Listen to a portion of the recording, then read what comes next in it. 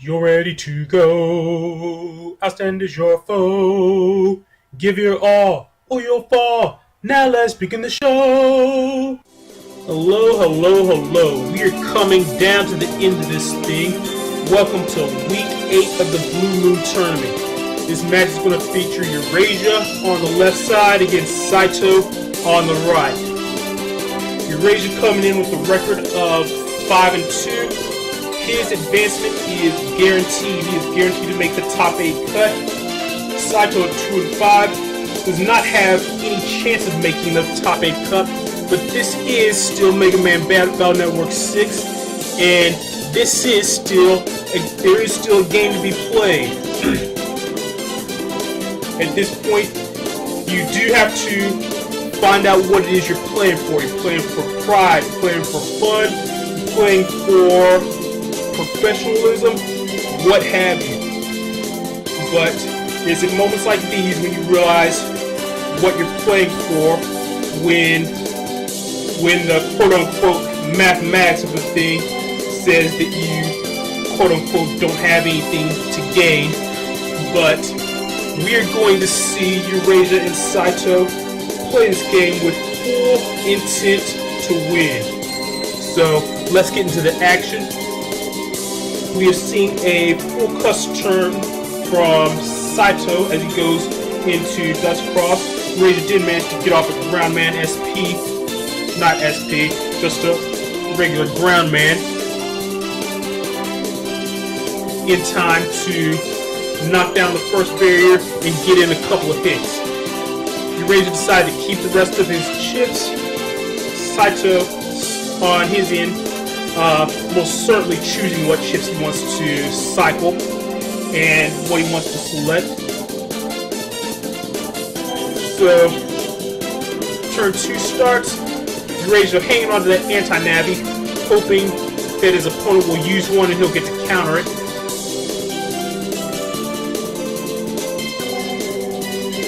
Saito apparently waiting for time for his chip as well, as he puts up a trap of his own, and machine guns are going to go off on both ends.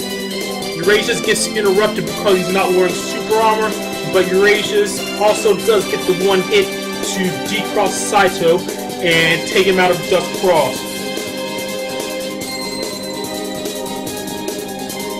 Chrono Force showing on Eurasia's custom screen, but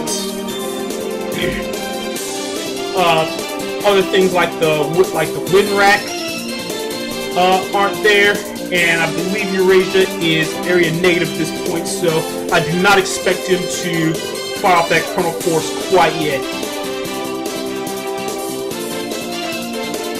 Saito going into Tengu to get off that island that he's on. Takes hit from Boomer. Invisible comes up.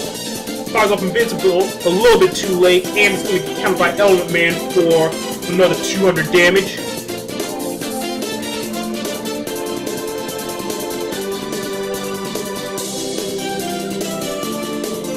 Saito walks into the charge shot in order to connect with the Killer Man and paralyze Eurasia. Does not have a follow-up though.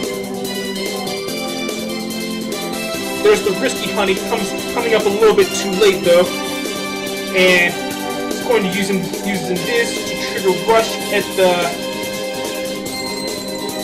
Well, actually, Eurasia is going to use Invis and trigger Rush at the end of the turn so he can cross cancel. That was my mistake there. And now we're going to see him cross cancel into a Beast Out, and he might be going for Chrono Force this turn. The Grab Revenge and the Area Grab will put Eurasia in an area positive situation, which will make Chrono Force very powerful if it hits.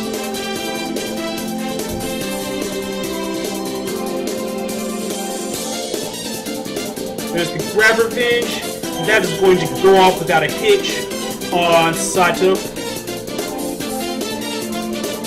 And there's the area grab that's going to put Eurasia area positive. That's not going to be an anti-damage, but that's going to be a tail arrow. And that's going to be it for Saito in Game 1. So, Game 1 going to Eurasia as he throws Saito in front of the firing squad. And we're going to go to Game 2 now. Take particular note of the holy panels in the center of the field. You will see, I expect to see the players go to a considerable amount of effort to either get control of those holy panels or failing that, eliminate them so the opponent can't have control of them. Because while 1950 and 1600 HP are both healthy amounts, 3900 and 3200 are, we'll just say those two HP numbers look pretty intimidating, and you don't want the opponent to have that if you can help it.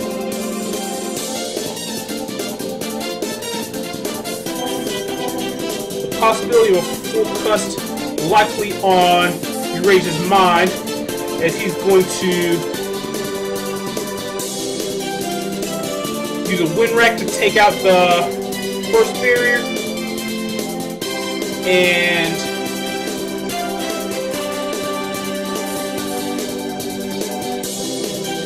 now his opponent is used to invis. He has to decide whether he's going to wait for that to expire and fire from the machine gun, or if he's going to go with an alternate plan.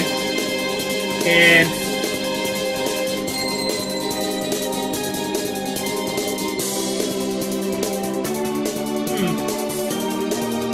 it looks like he's going ahead and choosing a whole new set of chips here.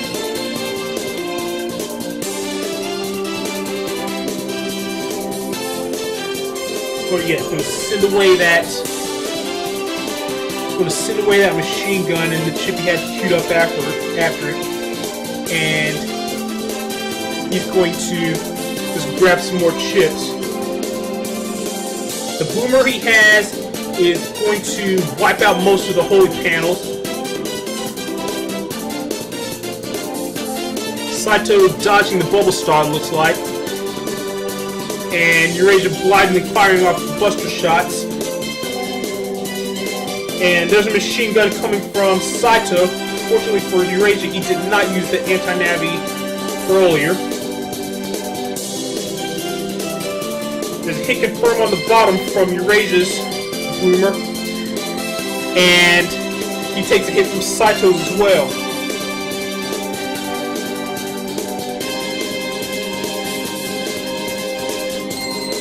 Now, grab revenge in 2 air grabs. Eurasia could easily be looking to go into slash cross to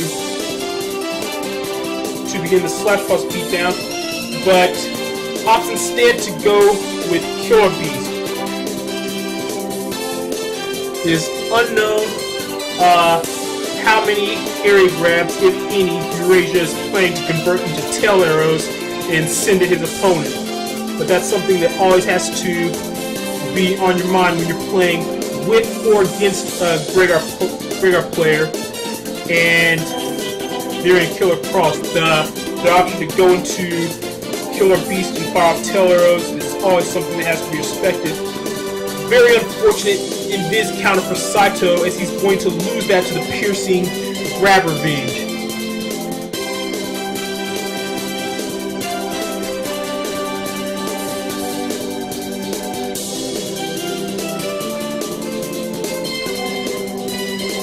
Anti-Navi will protect the Killer Cross from the Tengu Man, although due to Saito flashing, the Tengu Man will not hit Saito. Eurasia gets countered as he's about to fire off the tail arrow, and thanks to Fast Gauge, he is not able to charge up again for another shot.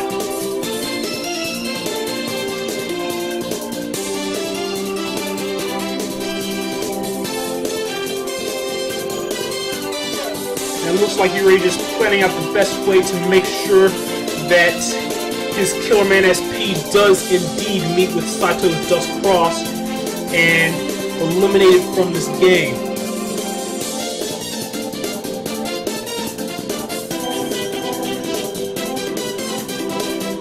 Saito obviously not interested in any such thing happening. Eurasia able to get off the grass panels in time to avoid the element sword. And Saito is going to interrupt Eurasia's charge with Killer Man. Nicely done on the part of Saito to avoid taking tail arrow damage. And now you're going to see, most likely going to see Eurasia mash out his chips in order to hit with the Killer Man at the end.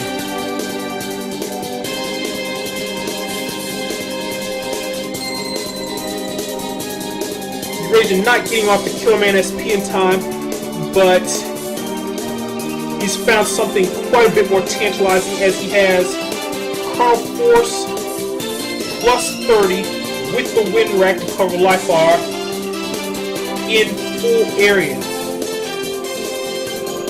So Saito is going to need probably a properly timed invis in order to not die here. Other routes he might have would probably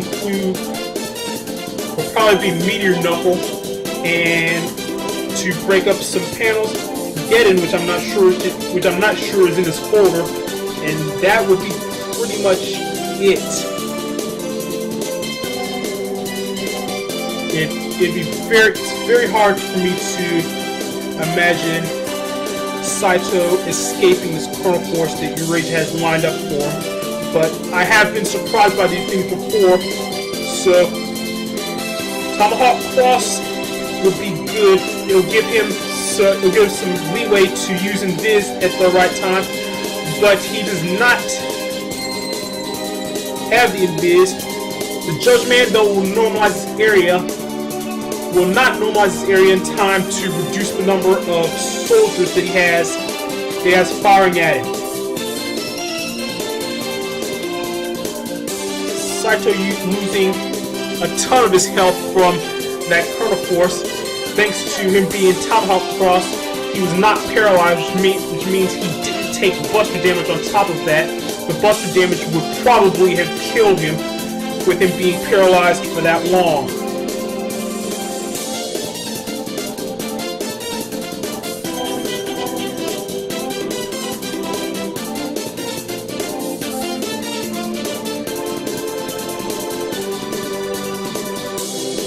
Now Saito survived the biggest threat, the Colonel Force.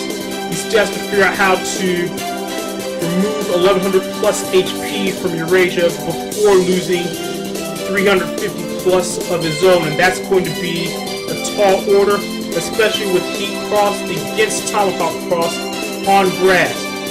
There's a double point, which looks like it may be a Beast combo, but that's going to lose some power immediately as Saito does indeed get decrossed.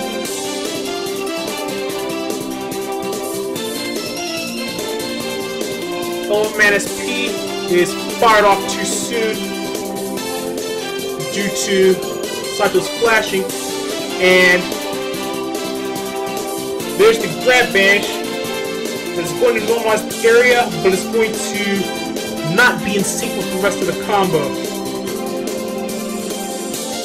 Groundman coming from Eurasia, and that will take out Saito and bring Eurasia the victory 2 games to nothing. Well played on the part of both players, and I thank you for watching this match. I will see you at the quarterfinals. Mercury Wings out.